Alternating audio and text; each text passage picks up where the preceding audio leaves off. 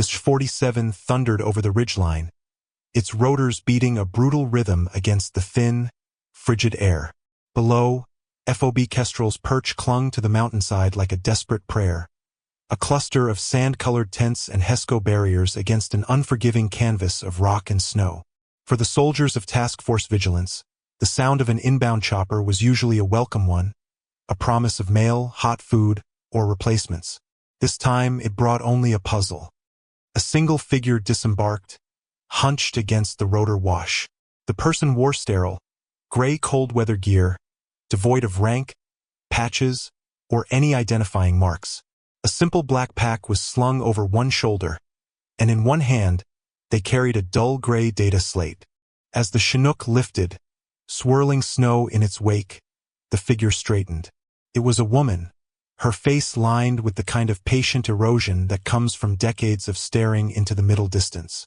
Her hair, a mix of iron and silver, was pulled back in a tight, functional bun.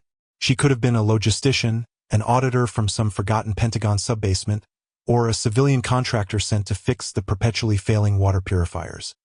Sergeant Marcus Croft, leaning against a stack of ammo crates with his fire team, watched her arrival with casual disdain. He was young, sharp-jawed, and carried the easy confidence of a man who had proven himself in a firefight. To him and his men, the world was divided into two groups: those who shared the risk at the sharp end and everyone else. This woman was so clearly everyone else. "Look what the cat dragged in," murmured Private Sanchez, nudging Croft. "Think she knows where the coffee pot is?" Croft let a slow, crooked grin spread across his face. "Doubtful. Probably here to count our bayonets and make sure we're filling out our paperwork in triplicate." He pushed himself off the crates and sauntered over, his posture a carefully calibrated mix of nonchalance and authority. The woman paused, her gaze sweeping over the camp's layout, taking in the placement of the perimeter towers, the vehicle depot, the command tent. Her eyes missed nothing. "Ma'am," Croft said, his voice a little too loud, a little too friendly. "Welcome to the icebox. You look a bit lost. Command tent's that way if you're looking for the colonel. Mess hall's the other way, if you're just looking for a warm seat."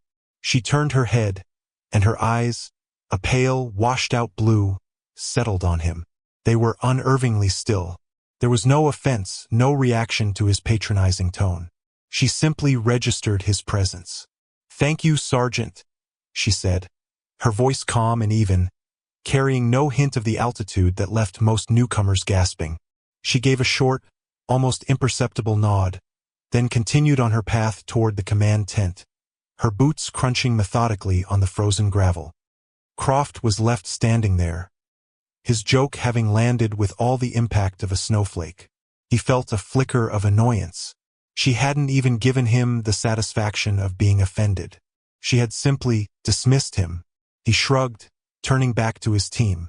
"Pencil pusher," he grunted, and they all chuckled, the moment forgotten as they went back to the familiar, tangible work of cleaning their rifles. Inside the command tent, the air was thick with the smell of canvas, diesel fuel, and stale coffee.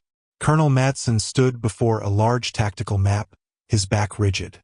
He was a man who believed in order, in schedules, in plans executed with unvarying precision. He had been informed a Pentagon observer was arriving, and he already resented the intrusion. An observer meant reports, evaluations, and second-guessing from people thousands of miles away who didn't understand the brutal reality of this posting. The tent flap opened, letting in a gust of frigid air, and the woman entered. She moved to the side, out of the way, waiting to be acknowledged. Madsen didn't turn around for a full minute. He continued tracing a planned convoy route on the map with a red marker. Finally, he capped the pen and turned, his expression stern. "You're the observer," he stated. It wasn't a question. "I am," she replied. "Reed, is it?" he asked, glancing at a message on his own data slate. "Evelyn Reed." "Right," he gestured vaguely to a young officer hovering nervously by the radio consoles. "Lieutenant Hayes will be your minder. He'll show you to your quarters, get you acquainted with the layout. Stay out of the TOC during active operations." My people have work to do. We run a tight ship here, Ms. Reed. We don't have time for distractions. His tone was clipped, professional, but the message was clear. You are a nuisance. I understand, Colonel, she said, her expression unchanging. Matson gave a curt nod, his duty done, and turned back to his map. He had already put her out of his mind. She was just another box to check, a bureaucratic ghost to be tolerated until she floated away. Hayes scurried over, his face flushed with the anxiety of his assignment. Ma'am, if you'll follow me, I can show you where you'll be bunking.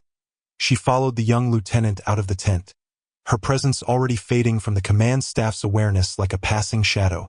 The dismissal was absolute. She was nothing here, a nameless, rankless civilian in a world defined by hierarchy and demonstrable strength. She was invisible. Lieutenant Hayes, earnest and eager to please, launched into his pre-prepared tour speech as they walked the perimeter. This is the Western gun line, ma'am. We have interlocking fields of fire from towers 1 and 2, covering the valley approach. Standard .50 calibers and Mk-19 grenade launchers. Evelyn Reed listened in silence, her gaze fixed not on the guns, but on the terrain beyond them. What's your dead space? She asked, her voice quiet but clear over the whistling wind. Hayes blinked. Ma'am, your fields of fire, she clarified. You have a blind spot behind that rock formation 200 meters out. And the gully to the north, it provides a covered approach to within 50 meters of your wire. Is it mined? The lieutenant's tour guide's smile faltered. He consulted his own mental map, a flush of embarrassment creeping up his neck. The gully, yes, ma'am. I believe it's designated as a restricted zone. As for the formation, the patrols cover it. Patrols can be ambushed, Reed stated simply. Redundancy, ma'am. Your communications. Primary is SATCOM, I assume. What's the backup? Troposcatter link and then standard HF radio, burst transmission capable, Hayes recited, sounding more like he was answering a test question. And the power grid for those systems? Is it isolated from the camp's main generator? Hayes stared at her. These weren't the questions an auditor asked. Auditors asked about fuel consumption logs and ammunition inventories. These were the questions a planner asked. Commander. He felt a sudden, unnerving sense of being the student, not the guide. I'd have to check the schematics, ma'am, he stammered. She gave another one of her small, non-committal nods and fell silent, leaving the lieutenant to grapple with his own newfound uncertainty. He quickly showed her to a small, Spartan tent reserved for transient personnel and made a hasty retreat, eager to escape her unsettlingly sharp inquiries. Later that day, Reed made her way to the mess tent. The long, narrow space was crowded and loud, a cacophony of clattering trays and boisterous conversations. She took a tray of bland stew and found an empty spot at the end of a long table. The soldiers nearby, members of Sergeant Croft's squad, glanced at her, then pointedly turned back to their own circle, their body language forming an invisible wall. Croft himself sat across from them, holding court. He spotted Reed sitting alone, a solitary gray figure in a sea of camouflage. He saw an opportunity for some mild entertainment. He picked up his tray and ambled over, sliding onto the bench opposite her. His squadmates watched, smirking. Settling in all right, ma'am? He asked, his voice laced with false sincerity. It's adequate, Reed replied, not looking up from her stew. Good, good, Croft continued, undeterred. So we're all dying to know. What exactly does a Pentagon observer do way out here? You making sure our socks are folded correctly? Tallying up our paperclip usage for the bean counters back home? A few of his men snickered. It was a classic time-honored jab at the rear echelon, at the bureaucrats who knew nothing of the cold, the fear, the grit of life on the line. Reed finally lifted her eyes from her bowl. She looked at Croft, then glanced at his expectant audience. She took a slow, deliberate spoonful of stew. Something like that, she said, her voice flat. The simplicity of her response deflated him. There was no anger, no defensiveness, no attempt to justify her role. It was like punching water. She offered no friction, no resistance. Her placid demeanor made his condescension feel childish and loud. He felt his smirk waver. "Right?" he said, clearing his throat. "Well, don't let us stop you from observing." He pushed his chair back and retreated to his table, the laughter from his men a little less confident this time.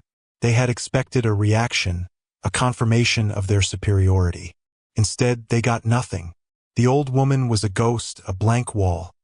Her days fell into a quiet routine. She spent hours in the corner of the Tactical Operations Center, a silent fixture against the back wall. The analysts and comm specialists, initially wary of her, soon learned to ignore her completely. She just stood there watching the screens, her hands clasped behind her back.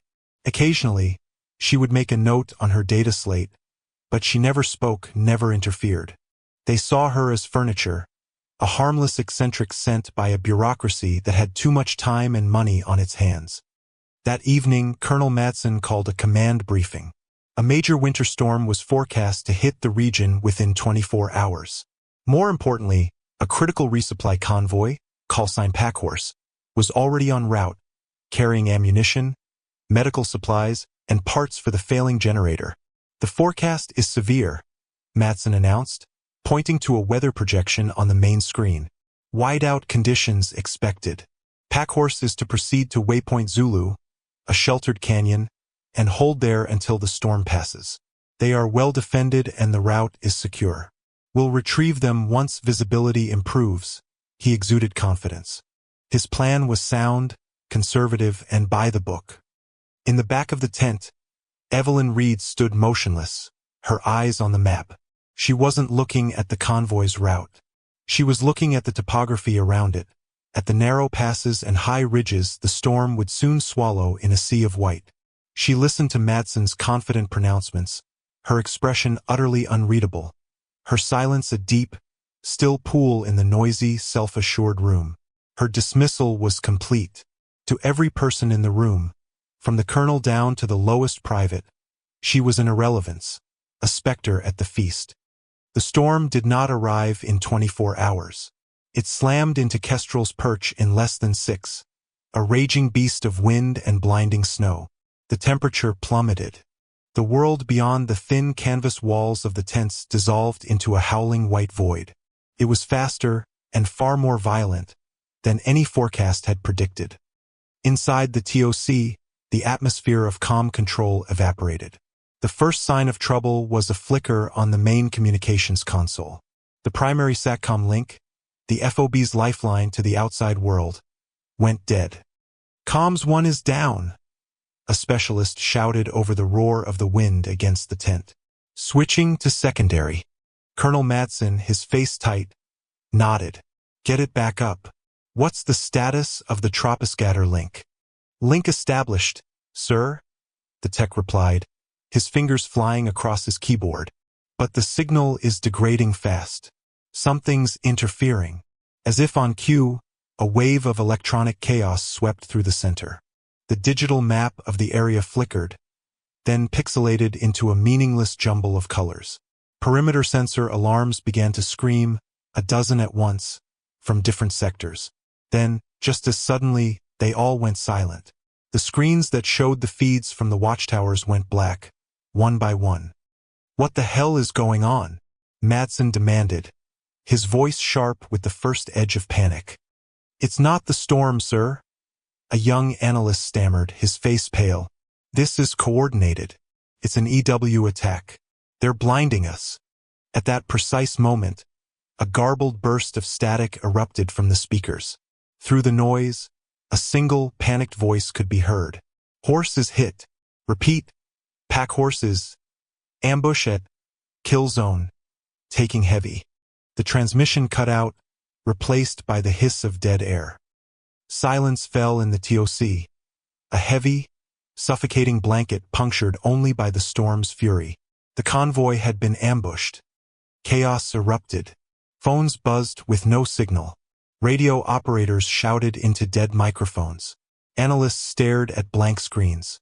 The entire nervous system of the FOB had been severed. Colonel Madsen, A man whose entire career was built on plans and procedures was suddenly without either. His framework had collapsed. "Get me a location on that convoy," he roared, striding over to the dead map. "Where was their last transmission?" "We can't, sir. The GPS link is down. All systems are ghosted." "The quick reaction force," Matson snapped, turning to his executive officer. "Get them mounted up. Full combat load. They roll in 5 minutes." "Sir, which way?" the XO asked, his voice strained. "We have no idea where they are. We'd be sending them blind into that blizzard. And into whatever hit the convoy." Matson's face was a mask of frustration and impotence. He was a commander with no eyes, no ears, and no voice. His authority, once absolute, was now meaningless. He was shouting orders into a void, his men looking to him for a plan he didn't have. The TOC, his sanctuary of control, had become a pressure cooker of fear and confusion. The men, trained to follow, were faltering because their leader was lost. Kestrel's perch was deaf, blind, and bleeding, and the man in charge had no idea how to stop it. In the corner of the room, the invisible woman moved. While the TOC devolved into organized panic, Evelyn Reed stepped away from the wall. There was no haste in her movement, no alarm on her face. She moved with a quiet economy of motion, a startling island of calm in the churning sea of chaos. She walked directly to the main communications console, where a young specialist was frantically trying to reboot a dead system. "It's no use, ma'am," the specialist said, not even looking up, his voice cracking with stress. "They've got us locked out. It's a total system compromise. They're spoofing our handshakes, cycling through frequencies faster than we can track. We're completely isolated." Reed looked past him, her eyes scanning the complex array of screens and blinking lights. "Step aside," she said. Her voice was not loud, but it cut through the surrounding noise with surgical precision. The specialist looked up, bewildered. "Ma'am, you don't understand. Get out of the chair," she repeated, her gaze unwavering. Colonel Madsen, seeing her at the console, finally found a target for his frustration. "Get that civilian away from there now," he bellowed. "This is a restricted area." Reed paid him no mind. The specialist, intimidated by her sheer force of will, hesitated for a second before scrambling out of the seat. Reed slid into his place. Her fingers, which had looked merely old and worn, danced across the keyboard. She wasn't typing frantically. Her movements were fluid, precise, and impossibly fast. She wasn't trying to fight the electronic warfare on its own terms. She was bypassing it entirely. She pulled up a system schematic, her eyes darting across the digital blueprint of the FOB's entire electronic infrastructure. She ignored the primary and secondary comms arrays. Her fingers flew, entering lines of code, redirecting power from non-essential systems, shunting it away from the compromised mainframes. She was tapping into something old, something forgotten. In the far corner of the TOC, a dusty, neglected piece of equipment hummed to life. It was a Mark IV laser-burst transmitter, a relic from a previous generation of warfare, considered obsolete and left to gather dust. It operated on a tight, line-of-sight beam of light, a primitive technology that modern EW suites weren't designed to detect or jam. Align the transmitter housing to azimuth 274, elevation 1 to 5, she commanded without looking away from her screen. A terrified but obedient tech scrambled to the unit's manual controls and began cranking the wheels. "Lock it on the K2 satellite relay. It's a dormant bird, but it's still up there." She turned to the stunned chief comms officer. "Get me a secure channel to the Joint Signals Intelligence Directorate at Bagram Airfield. Use authentication protocol Nightfall Veto." The officer just stared at her. "Ma'am, what is Nightfall Veto? That's not a recognized protocol." Reed didn't answer. She typed the alphanumeric string herself. A new window opened on her screen, a stark black background with a single line of green text. //env_protocol_accepted. Channel secure. Standby //. A direct, encrypted link, completely independent of the standard military network, flickered to life. The comms officer looked as if he had just witnessed a resurrection. Reed stood up and walked to the now useless main tactical map. She swiped her hand across the pixelated screen, clearing it to a basic topographical display. Last known position of the convoy before the signal died, she said. It was a command. The XO, shaken out of his stupor, pointed to a blinking red dot. Here, sir, ma'am. At the entrance to Waypoint Zulu. Reed's eyes narrowed. She traced a line on the map with her finger, away from the blinking dot. They weren't ambushed there, she stated. That was bait. The distress call was designed to pull your QRF into open ground. The storm is cover. The real attack is here. She tapped a location 3 kilometers to the east. A narrow, winding pass known as the Serpent's Tooth. They're using the blizzard to mask their approach. They're setting up mortars and heavy machine guns on the high ground right now. They'll collapse the pass, cutting us off completely. Then, once we're isolated, the main assault force will hit our eastern perimeter. This isn't a raid on a convoy. This is a siege. The air in the tent grew thick. Her analysis was swift, terrifying, and utterly convincing. It recontextualized everything, shifting the crisis from a failed rescue to a desperate defense.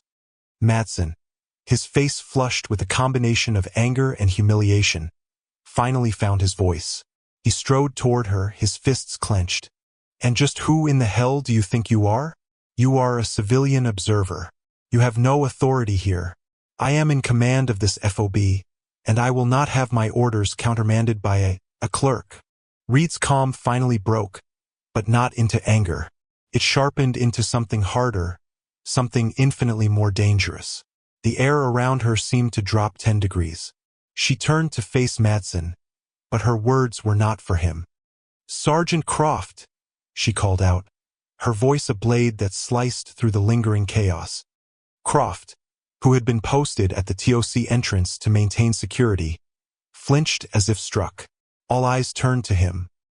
He straightened instinctively, his earlier arrogance completely gone, replaced by the wide-eyed attention of a soldier hearing a voice of true command. You will take your fire team, Reed said, her eyes boring into him. This is not a rescue mission. This is a counter-ambush. Your insertion point is here. She pointed to a ravine on the map that offered a covered approach to the Serpent's Tooth. You will find an enemy platoon, approximately 30 strong, establishing a fire support base on this ridge. You are to neutralize their command element and their mortar teams. Speed and violence are your only allies. Air support is blind, and exfil is not guaranteed. You will move on foot and you will be silent. Your exfiltration route is back through this wash. Am I clear? Croft was paralyzed. He looked from the terrifyingly confident woman to the apoplectic colonel. He was caught between two crushing forces. Ma'am, he started, his voice barely a whisper. He looked at Madsen, desperate for guidance. You will do no such thing, Sergeant.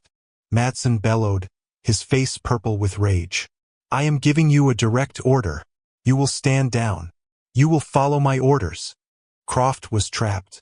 His training, his career, his very instincts screamed at him to obey the colonel, the man with the eagles on his collar. But every fiber of his being told him that the woman was right. Her plan felt lethal, precise, and correct.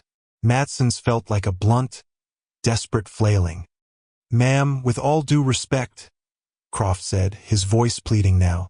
I don't know who you are. I take my orders from the colonel. He said it with the rigid formality of a soldier stating an undeniable fact. Then, in a moment of pure, desperate confusion, seeking some kind of resolution to the impossible situation, he asked the question that hung in the air like a live grenade. I mean, what's your rank, anyway? It wasn't a joke this time. It wasn't condescending. It was a raw, terrified plea for clarity. Who was this person who spoke with the authority of a god, who had resurrected dead technology and seen through the fog of war with such impossible clarity? A profound silence descended upon the TOC. The howl of the wind outside seemed to fade away. Every person in the tent, Madsen, the XO, the analysts, the techs, Croft, was frozen, their attention fixed on the unassuming woman in the plain gray jacket. Evelyn Reed did not raise her voice. She did not need to. She turned her head slowly, fixing her pale, icy gaze directly on Sergeant Croft. The quiet observer was gone. The auditor was gone. In her place stood something ancient and formidable. When she spoke, her voice was low, devoid of any emotion save the crushing weight of absolute authority.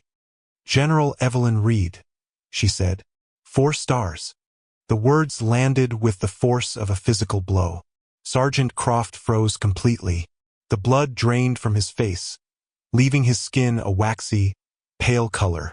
His jaw went slack, and his eyes, wide with shock, fixed on her. The smug, confident NCO he had been just hours ago shattered into a million pieces. In his place was a young soldier staring at a ghost from a history book. The name Reed echoed in the deep recesses of his memory, a name spoken in hushed, reverent tones by old instructors at the academy. The architect, the ghost of the Zagreus, the strategist behind a dozen Black Book operations that were the stuff of military legend, a figure so senior, so far removed from the dirt and grime of a place like this, that her presence here was as likely as a lightning strike indoors. Colonel Madsen was equally poleaxed. His rage collapsed into stunned, horrified disbelief. He stared at her, searching for any sign of a bluff, any hint of delusion. He found nothing but the cold, hard certainty of command presence he hadn't seen since he was a young lieutenant in the presence of a divisional commander during the Gulf War. He knew that name. Every officer above the rank of major knew that name. To falsely claim that rank in a combat zone in the middle of a crisis wasn't just a lie. It was a career-ending, court-martial-worthy act of such catastrophic insanity that no one would ever dare attempt it. It had to be true. The realization washed over him like ice water. The woman he had dismissed as a clerk, patronized as a nuisance, and ignored as an irrelevance was, in fact, one of an exceedingly small number of human beings who held the highest operational rank in the entire United States Armed Forces. Reed didn't give them time to process it. She didn't wait for an apology or a salute. The revelation was not for her ego. It was a tool, a key to unlock a necessary action. She immediately turned back to the tactical map, her focus absolute. "Colonel Madsen," she said, her tone now that of a superior officer addressing a subordinate, "you will immediately redeploy your perimeter defenses. Pull your reserve element from the western gate and reinforce the eastern approach. The enemy's main assault will come from there, and it will come within the hour. Your quick reaction force will be held in reserve here." She tapped a central staging area on the map. "They are to remain on standby as a mobile counterattack force, to be deployed only on my order after Sergeant Croft has neutralized the enemy's fire support. Do you understand your orders, Colonel?" The phrase "your orders" hung in the air, stripping away any last vestige of ambiguity. She was in command. This was now her battle. For a long second, Madsen's pride warred with his training, his ego with the dawning, terrifying reality of the situation. He looked at the map, at the strategy she had laid out in seconds. It was audacious, unconventional, and brilliant. It was a scalpel cut, where his plan had been a clumsy hammer blow. It was the only plan that offered them a chance of survival. He swallowed, the sound loud in the silent tent. His entire rigid, by-the-book world had been turned upside down. The arrogance drained from his face, replaced by the grim, humbled focus of a professional soldier receiving a valid command. "Yes," he said, his voice a hoarse croak. He cleared his throat and straightened his back, the ingrained discipline taking over. "Yes, General." He turned to his XO and the comms officer, his voice now sharp and clear, all paralysis gone. "You heard the General. Relay those orders. Move." The TOC exploded back into life, but the energy was different now. The panic was gone, replaced by a frantic, focused purpose. They had a plan. More than that, they had a leader who could see the whole board. Sergeant Croft, who had been standing as if turned to stone, snapped back to reality. His body moved before his mind could catch up. He slammed his fist to his chest and then executed the sharpest, most perfect salute of his entire life. His eyes locked on Reed's back. "Ma'am!" he barked. his voice tight with awe and adrenaline. He didn't wait for a response. He spun on his heel and sprinted from the tent, shouting for his squad. Sanchez, Miller, on me. Move, move, move. His men, hearing the raw urgency in his voice, fell in without question. As they ran for their gear, Croft's mind reeled. He was no longer just following orders. He was a chosen instrument, a blade wielded by a legend. The weight of that mission settled on him, a terrifying and exhilarating burden. From the relative sanctuary of the TOC, General Reed orchestrated the defense of Kestrel's Perch. She was a conductor pulling music from a broken orchestra. Using the restored lasercom link, she fed a stream of data to Bagram, receiving back fragmented satellite imagery and signals intelligence from assets she had redirected with her override authority. She was painting a picture of the battlefield from scraps of information, her mind processing the data with terrifying speed. Matson stood beside her, no longer a commander but a witness. He watched her anticipate the enemy's movements, reroute patrols to intercept probing attacks, and position his forces with the prescient skill of a grandmaster playing chess. He saw her notice a subtle power fluctuation in the enemy's jamming frequency and correctly deduce it meant their mobile EW unit was repositioning for the main assault, giving him a 5-minute warning. Snippets of radio traffic, patched through the single secure channel, told the story of the battle unfolding in the blizzard. First, Croft's voice, low and tense. Contact. Enemy element sighted. Moving to engage then, the muffled sounds of suppressed gunfire, a sharp, violent exchange in the swirling snow. A few minutes later, Croft's breathless report, fire support neutralized. Enemy command element down. We are Oscar Mike. Almost immediately, the main assault hit the eastern perimeter, just as Reed had predicted. A wave of insurgents, believing the FOB to be blind and its fire support silenced, charged out of the whiteout. They were met not by a token defense, but by Matson's entire reserve force, dug in and waiting. The attackers were slaughtered. Matson watched the tactical display, which Reed's team at Bagram was slowly piecing back together, as the enemy icons faltered, broke, and then fled.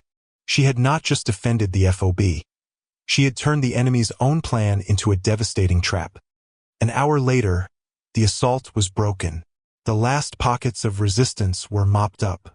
A heavy, profound silence fell over the TOC, broken only by the hum of the now stable generators and the weary sighs of the operators. The crisis was over. Colonel Matson looked at General Reed, who was staring at the map, her face impassive. He felt a wave of shame so profound it was almost sickening. He had not just underestimated her. He had been contemptuous, dismissive, and utterly wrong. He had been a fool, and his foolishness had almost cost every man under his command their lives. The storm broke with the dawn. The wind died down, and the rising sun cast a pale, ethereal light across the snow-covered mountains, turning the landscape into a breathtaking vista of blue and gold. The air was clean, cold, and still. General Reed stood just outside the TOC, a simple metal mug of coffee steaming in her hands. The adrenaline had faded, and in its place, a deep weariness had settled into her features. She looked older now, the lines on her face deeper, etched by the weight of the night's decisions. She watched the first rays of sun touch the distant peaks. A figure approached, moving with the stiff, exhausted gait of a soldier coming off a long patrol. It was Sergeant Croft. His face was smeared with camouflage paint and grime, and there was a fresh tear in his combat jacket. He stopped a respectful 10 feet away, his posture rigid, his earlier swagger completely gone. He didn't know what to say. The chasm between the man who had mocked her in the mess hall and the man standing before her now was immeasurable. "Ma'am," he began, his voice hoarse. She turned to him. There was no recrimination in her eyes, no hint of an "I told you so." There was only the quiet, appraising look of a commander assessing her soldier. "Report, Sergeant," she said, her voice soft but firm. Croft snapped into his training. He delivered a crisp, formal after-action report, detailing the counter-ambush at the Serpent's Tooth. He listed the enemy casualties, the captured equipment, the status of his own men, 2 with minor injuries but all accounted for. His voice was steady, professional, but it held a new tone, one of profound, unshakable respect. When he finished, Reed simply nodded. "Good work, Sergeant. See to your men. Get them warm food and medical attention." It was a dismissal, but it felt like a benediction. As Croft was about to turn and leave, he hesitated. He reached into a pouch on his vest. "General," he said, his voice dropping, We found this on their commander." He held out a small, ruggedized data chip. "We couldn't have gotten it. We wouldn't have known where to look. Not without you." The apology he couldn't speak hung in the cold, clear air between them. She took the chip, her weathered fingers brushing against his. The brief contact felt like an absolution. "You did your duty, Sergeant Croft," she said quietly. "That is all that ever matters." He nodded, a lump forming in his throat. He gave her a final, quick nod of respect and walked away to rejoin his squad, a different man than he had been 12 hours before. A few moments later, Colonel Madsen emerged from the TOC. He walked to her side, and for a long minute he said nothing. He simply stood there, following her gaze to the horizon. The shame was still on his face, but it was now tempered with a deep, intellectual awe. Finally he spoke, his voice low and humbled. "I've read your files, General. The declassified ones, at least. From the Academy. The Architect, they teach your strategies as doctrine now. I never thought. I was arrogant. And I was wrong. I apologize, General Reed." She took a slow sip of her coffee, the steam warming her face. "You held the line when it mattered, Colonel," she replied, her gaze still on the mountains. "That's what you're trained for. No plan survives contact with the enemy. The test isn't in making the perfect plan. It's in adapting when it breaks." She held out the data chip Croft had given her. "Your intel teams will want to analyze this. It should give you a clear picture of the network that financed and supplied this operation." In that simple gesture, she was handing command back to him. She was restoring the order she had been forced to break. Madsen looked at the chip, then at her. He understood the symbolism. He was still the commander of Kestrel's Perch. She had saved it, but it was his to run. He took the chip, his hand closing around the small, vital piece of intelligence. "Thank you, General," he said, the words carrying a universe of meaning. In the distance, the familiar, rhythmic thumping of a helicopter's rotors began to echo through the valley. Her transport was arriving. Reed finished the last of her coffee and placed the empty mug on the railing of a nearby sandbag emplacement. She gave a final, brief nod to Madsen, a silent acknowledgement that their business was concluded. Then, without another word, she turned and began walking toward the makeshift landing zone. Across the FOB, soldiers stopped what they were doing. They emerged from their tents, from the mess hall, from the motor pool. They stood in silence, watching the solitary figure in the plain gray jacket walk toward the inbound Black Hawk. The whispers had already spread like wildfire. The old woman, the auditor, the pencil pusher was General Evelyn Reed. The architect, a living legend, had walked among them, and they hadn't even seen her. As she climbed aboard the helicopter, she didn't look back. The door slid shut, and the aircraft lifted off, its rotor wash kicking up a fresh swirl of white powder from the ground. The soldiers of Task Force Vigilance watched it shrink into the vast, blue sky until it was just a speck, then nothing at all. They stood there for a long time, in the cold morning air, their mockery and dismissal replaced by a silent, enduring respect for the ghost who had come in the storm and saved them all.